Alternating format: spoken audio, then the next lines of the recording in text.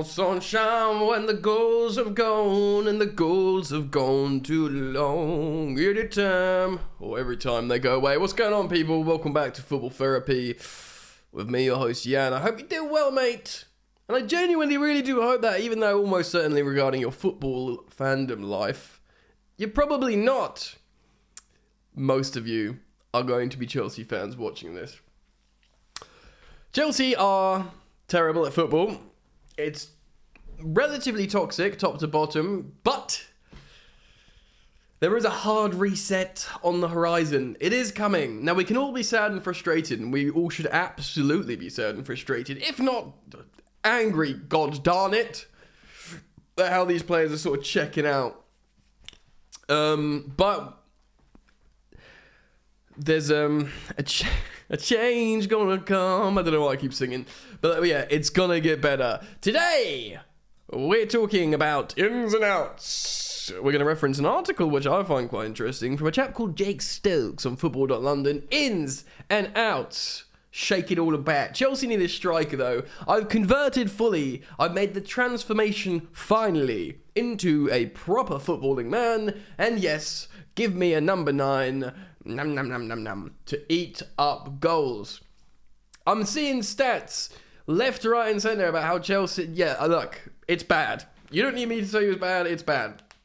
And today we're going to talk about strikers, Harry Kane, Victor Osimhen, as well as referencing this article. So thanks for joining me. Let's look forward. Let's make each other feel better. Football is a game. Game changes all the time. And heck, we'll be all right, right? So subscribe, and comment as we go. Mauricio Pochettino. At time of recording, it does seem like he will be the new gaff for Mauricio Pochettino. Despite how bad things are underneath Lampard, you could understand why Poch would not want to dip in yet. It's toxic. Get to the summer, let a bunch of players leave, start your plan and pre-season appropriately, and you can start getting your fingerprints, your DNA into the club. I know fans are like, oh, just get him in now, get him in now. I actually don't want him in now. Bro, distance yourself from the stench for as long as you can, brother, and get the bad apples out, which are probably the large cause of the stench. The rotting apples, they're surely going to smell bad. Let them go. Come in with a broom, or actually, let someone else sweep up. I guess the analogy's got to stop. Point being, don't affiliate yourself with this turgid crap. Hard reset. It's all about the hard reset. And he's going to be in a strong negotiating position, Pochettino, at this point. He can look at the players from a distance. He can take some deep breaths. He can even talk to Frankie Lampard a little bit. Not that Frank will give him any profound philosophical insight, but the point being, he probably has access here to see what's going on. The more I hear about Pochettino personally, the better I feel. I learned a little bit about his background. Actually, I'd recommend listening to the London is Blue podcast, where CFC Central gives a bit of insight with them. Great pod, of course. I feel better. He's got the cojones. He wants to fight and dig in, but he wants to attack, but he wants them to just be high octane as well. And I do genuinely think that suits our squad. He will look at that. I know everyone's saying, oh, he's mental to take the Chelsea job, but he's not, because that squad is incredible. And he's in a sweet position because Chelsea are so bad. We are so bad, historically bad, profoundly bad, biblically, on biblical levels. I had to think every now and again, oh yeah, we are so bad. At least in the 2015-16 season, we had moments. We stopped Tottenham from winning the league, which was great for us. Hazard scored a great goal at Anfield. We still did the double over Arsenal, etc., etc. This season, we ain't got jack, bro. We are just bad. We just don't score goals. We just lose to everyone. Don't score goals. Okay, pause. We're done with that. But because of this scenario, he can come in and say, right, I'm going to get paid loads of money. I'm going to be in West London, prestigious. Even if we won't be in the Champions League. So he's not going to be managing the Champions League. Plenty of time to build something. He wants to come back to the Prem, and he wants to come back to the Prem with like good players and a good budget. It suits him perfectly. And the fact how Chelsea is so bad, he can just do what he wants. He's got such a strong negotiating position to say, look, mate, you are... It's not like when they came in and, you know, we'd won the Champions League and all this kind of stuff. I said, no, look at you, crap, mate. You are so bad, you can't tell me what to do. Like, you want me, and you want me, you do what I say. And, you know, behind the scenes, he'll be very happy, like... Because what have I got here? Kante, Enzo Fernandez, of course, you know, as an Argentinian, he'd be very happy about that. You know, amazing fullbacks, a bunch of good centre-backs, loads of attacking midfielders, and of course we need a goalkeeper, which I think we'll get. And he'll bring his own goalkeeping coach, which of course has been spoken about before in Matt Law's piece of The Telegraph, so he will use his goalkeeping coach to help him to find who they want to bring in. And he'll want a striker. Now, you got Harry Redknapp saying Harry Kane could come to Chelsea. Of course, after this summer, he could leave on a free. I don't see him extending with Tottenham. Daniel Levy's going to have to sell him, isn't he? He'll want to sell him to Manchester United as opposed to Chelsea. In fact, he'd probably give Manchester United a discount so he can go there over Chelsea, because his PR right now, Levy's PR, is rock bottom. The fans all want him out. So he will want to. If Harry Kane is set to leave, and they won't want him to leave on a free, he might even hold him ransom and release him on a free, but just so they can, I don't know, whatever, have one more year, maybe convince him to sign another deal, but I don't think he will. So I think Harry will be like, look, mate, 12 months, last chance, I'm going either way. He'll be like, right, go to Man United. And if he says no, Harry Redknapp saying he's a family man, he won't want to go up north. Excuse me. He's apparently building a house in London, and Pochettino coming to Chelsea. I know this is like wheeler and dealer Harry Redknapp putting out rumours out there, but there is a chance he goes to Chelsea. A lot of people saying no, there's absolutely no chance, but there is a chance. There is a chance. I am not headlining Harry Redknapp leaks Harry Kane's transfer to Chelsea, because it's still a massively outside chance, but there is a chance. And of course, someone I want to talk about is Victor Osimhen of Napoli, a striker that loads of people want. United won as well, so maybe in Manchester United and Chelsea, one gets Harry Kane and one gets Victor Osimhen. You have a feeling that Victor Osimhen will cost more to Harry than Harry Kane, because he's younger and he's got longer on his contract. Loads of people. Victor. So Fabrizio, I want to talk about Osimhen because Fabrizio Romano has reported on this and said, look, Chelsea aren't out of the race to sign Victor Osimhen. And in fact, although loads of, like a bunch of teams want him, he's got loads of is it PSG? Or someone's giving him a big offer, but he wants to go to the Premier League or the Bundesliga. And when we say the Bundesliga, Bayern Munich. So he's obviously opening himself up to be that Robert Lewandowski replacement that they so crucially need. And Thomas Tuchel would probably say, I mean, I guess Thomas Tuchel would be like, yeah, cool.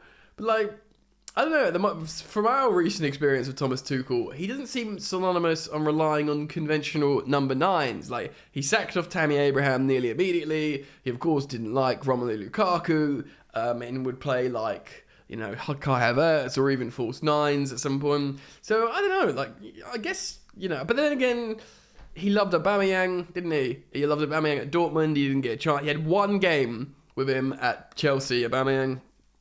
He should play more the rest of the season, by the way, even if he's leaving, just to raise the confidence of the team to get the ball in the net. Anyway, I digress. So, I don't know, but yeah, so Victor Osimhen, that or the Premier League. And if you think of the Premier League, it's going to be Chelsea or Manchester United. So maybe both Chelsea and United come out of this okay and happy, because they both get an elite number 9. Of course, many of you watching will be like, oh yeah, bring me Osimhen. But you know, he's had a great season for Napoli. He's looking, you know, but we know Kane does it season in, season out in the Premier League. Yes, he's going to be 30, but I think he'll be good 31, 2, 3, 4. And even to be honest, man, like, Datro Fofana, Armando Broja, we've got the youngsters to learn from them. And if we just need to somehow work as a team now, to function as a unit and score goals and win games, you need that guy. That guy up top to do it. He's the safest, literally the safest bet, other than Erling Haaland, which we are not going to sign. The safest bet in the whole world football as a number 9 to score you goals right now is Harry Kane. You could say Ivan Toney, and maybe more on him in just a moment, but the safest bet is Harry Kane. Let me know what you think. We're going to move on, and we're going to do this article now and find out what Football.London think for ins and outs for Pochettino. Right then, Mauricio Pochettino is known for being very particular with his methods on and off the pitch, so he could very well come in and rewrite Chelsea's transfer strategy. The Blues have been heavily linked with numerous big names ahead of the summer transfer window, with a striker, holding midfielder, and goalkeeper expected to top Todd Boehly's shortlist. There you go, saying Boehly and not Boehly again. He really is the face of the club at the moment. Also, we are not in the Champions League, so we absolutely can't. And how much... It always seems like make or break. Oh, well, they're not in the Champions League, so they're not going to attract player so-and-so. But is that always... big paychecks, long contracts, Premier League. I don't know. Excuse me. In fact, the West Londoners seem to have already gift-wrapped the first signing for Pochettino. Of course, Christopher Nkunku. We forget, Christopher Nkunku and Malo Gusto is arriving to Chelsea in the summer. And, Malo Gusto scored an own goal recently, was recently injured, all this kind of stuff. He might not be exciting people, but he is a great player. And with Reece James out for the rest of the season, and bless his heart, Cesar Azpilicueta coming in for the first time in ages and scoring an own goal, he's a welcome friggin' signing, bro. It's understood that the RB Leipzig star signed a pre-agreement contract, of course, Nkunku, with the Blues and will be with Chelsea next season. However, the deal's not completely wrapped up, and there's some final details that need to be arranged. And, oh my god, if Nkunku has a chance, he might be looking at this and be like, no! No, dude, I can't fix this. I like to score goals, but I want to go there. I can see what happens there to other footballers that had previously scored goals. Look, Timo Werner's come back to Leipzig and my team, he's scoring bangers. I saw what happened to him at Chelsea. I see what's happening right now at Chelsea. He might think that. Right. This article goes on and talks about incomings and outgoings. So let's read. Let me just get it ready. So incomings, with Nkunku hopefully strengthening Chelsea in the attacking midfield department. Yeah, because we really need more attacking midfielders for around £52 million.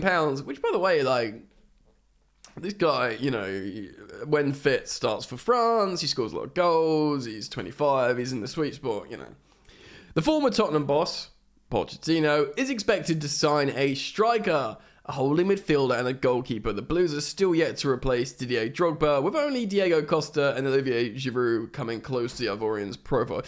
Costa was great, man. He won 2 Premier Leagues in 3 years, and the bad season when we finished 10th, he still scored 16 Premier League goals. So yeah, he came close, definitely. Chelsea have experimented with the likes of Werner, Havertz, Aubameyang, and never enjoyed much success, while plenty of supporters will be desperate to see Boehly throw the kitchen sink and signed the aforementioned Napoli striker Victor Osimhen. Ivan Toney is hard to overlook, so this is the case for Ivan Toney. The Brentford striker has previously been compared to Drogba, and he says he molds his game on Drogba sometimes. Could only cost £40 million with his contract expiring in 2025. Where's that coming from? Brentford are above us in the table, and Toney, they could absolutely, they could do a Brighton and flog Toney for loads of money. Moving down the pitch, another priority, of course, is angry midfielder Declan Rice. I think Declan Rice would love to come to Chelsea as a Chelsea fan, but I think he could just go to Arsenal. I think there's a good chance he ends up at Arsenal. I can see that happening. And of course, Moises Caicedo has been linked to Chelsea as well. That would cost loads of money. Arsenal put in 2 bids for Caicedo in January. Both were rejected. It said Chelsea are eyeing a move in event that they were unable to sign Enzo Fernandez. And by the way, I'm still very pleased we signed Enzo Fernandez. I think he's incredible. You know, we are bad as a club, as a team, but he is incredible. But the Blues did in fact sign the Argentinian, and interest has fizzled out. Yeah, Caicedo, £75 million. I'm done with buying really expensive players from Brighton, by the way. And look, Cucurella might come good, but...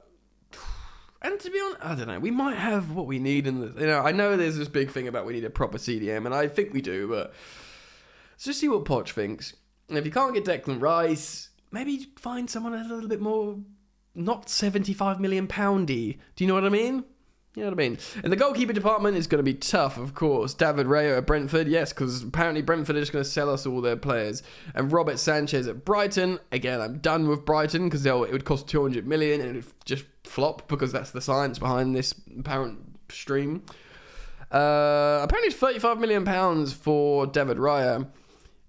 Mendy costs really Edouard Mendy costs like 24 million pounds or something. Really good deal considering we won the Champions League and it was great, but I think his time is done. Let's talk about outgoings. Oh, I've opened filters. Didn't want to do that. So, Football.London talking about outgoings. Okay, some would say that the number of sales Chelsea sanctioned this summer is far more important than the number of arrivals. And when the some who say that would be the ones that are right, and it should be more than some people saying that. Hot dog, we got too many people. There's a lot of names to go through, so simply put, here are 21 first-team players that the Blues could offload in the summer using the CIES Football Observatory transfer ratings. So yeah, CIES Football Observatory, what's it called, analysis or pricing. Actually, my brain's just abandoned me. How much they value the players at. But by the way, even if that is the truth, disclaimer before we do this, every buying club is going to know Chelsea need to sell for financial fair play reasons and for bloated squad reasons. So take these numbers with a pinch of salt. We'll go through them and we can say whether we think they're worth or not. So starting off, Edouard Mendy, £17.7 million. To be fair, yes. We bought him for more than that, and he's since won the Champions League and FIFA best goalkeeper. Yes, he's in his 30s, but, you know, he won AFCON, he won the Champions League. Yeah, he could get 17, 18 million pounds for Mendy, 100%. Now, Khalidou Koulibaly's in his 30s now. It's saying 26.5 million. I think, yeah. You know, if someone buys Koulibaly for 20 million, they'll be like, we're getting Koulibaly for 20 million, because... You know, he's the highest rated defender on and possibly a highest rated player on FIFA 23. Just for whatever that's worth, like he's higher than Thiago Silva. This guy was like a titan. Now Marc Cucurella is listed here as 26 million. There is no way in heck Chelsea are making a £40 million loss on Cucurella 12 months into his Chelsea career. Cesar Azpilicueta, 7 million. We'll be lucky to get that. We'll probably release him for like a couple to go to Barca or whatever. We'll let him like go out to pasture. Kovacic, 22 million. About right. I think another year left on this deal. He starts for Croatia. He's elite Champions League winner.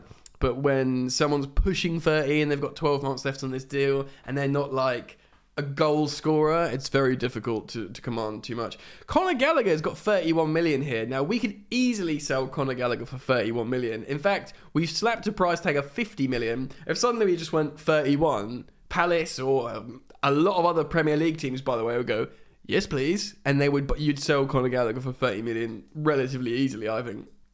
Mason Mount says here 61.9, 62 million. Again, you know, yeah, such a good player. You know, he's worth a lot of money, Mason Mount. I've got no contention with that. Christian Pulisic, 31 million. I think we'd be lucky to get that, but he's got such a big like profile, Christian Pulisic, in terms of like, you know, like the branding. He's Captain America. He's still young. He's like quite a cool player, I suppose. Like he does score goals. He can dribble. Yeah, I think he's just got great brand value. And again, for 30 million, buying Pulisic makes a lot of sense. Now, Ziyech, 17.7 million pounds. I'll rip your hand off for whatever we get for Ziyech at the moment. And that's no disrespect to him. This is a really talented footballer. But I think we bought him for 33 million pounds. And again, he's going to be 30, 29 or 30. So with like very little left on his contract. So if we can get 18 million pounds for Hakim Ziyech, probably rip your hand off, especially considering like he wants to go to the PSG, whatever. Aubameyang, 4.4 million. Aubameyang will go for free. We'll terminate his contract to get rid of his wages. We paid F all for him, so we'll let Barcelona have got FFP problems. I think we'll just let him go. They couldn't, personally, I think that'll be it. Bakayoko, 1 million. Just pretend that never happened. Oh my God! This next one. Romelu Lukaku. Romelu Lukaku, our record signing from less than 2 years ago for £98 million. CIES Football Observatory value him. And I'm not going to say you're going to disagree, but just take a deep breath. 17.7 million. So 17 million pounds. That is an 80 million pound depreciation in like 20 months or so. We will not sell Lukaku for 17 million pounds. That's less than the loan fee with the wages. That is wild, bro. Frick. Malang Sarr, 7 million. Free money for Chelsea. They signed him on a free. Cash money. Hudson-Odoi, how the mighty have fallen. 6.2 million. Same as Ethan Ampadu. Hudson-Odoi. Do you remember when Bayern Munich wanted to loan Hudson-Odoi with a £70 million buy option? 70 million pound not buy option. Yeah, that seems like a long time ago, doesn't it? 6.2 million. He doesn't play for Bayer Leverkusen. He doesn't feature. What a sad story that is, bro. And Ethan Ampadu, again, like good player. An Italian team would buy Ethan Ampadu. He's had a couple of loans out there, and he's well known in Italian football. I think he'd get a transfer out there. And best of luck to him. Baba Rahman would finally go on a free. And then for a lot of loans here. Amari Hutchison, he'll be disappointed to be loaned, but it depends what Poch thinks. There's a lot of talent there. Tino Andrin, loan, fine, still young. Dujon Sterling, loan, fine. Now these last two is interesting. David Datro Fofana is his loan. I guess that makes sense because he's just come from the Norwegian league, and yes, he looks like a good centre forward that do well, but we need to see him have loads of game time in a top European league, so that makes sense. But this next one I don't agree with. Loan as well. Carney Chukwuemeka. Carney looks great at times, and I think personally he could be a useful player in the squad for Mauricio Pochettino. And if indeed we are to sell, I'm not sure we're going to sell Mount, but say we sell Gallagher for 30-40 million. I think Chukwuemeka could be a closer. I know we won't be in the Champions League, so there'll be less games, but there'll be cups, and there's still 5 subs, so there's plenty of opportunity for lots of players. Right, sorry guys, I realise I've spent ages on this video. Lots of you guys like long videos, some of you prefer shorter ones, so I apologise to those of you who wanted a shorter one, and I thank you, or you're welcome to the guys who like longer ones. Please let me know what you think down in the comment section. I thank you for dropping a like and subscribing to this channel. Keep it locked, of course, turn the bell on, because I'll react to all news as it comes. Take care of yourselves, peace.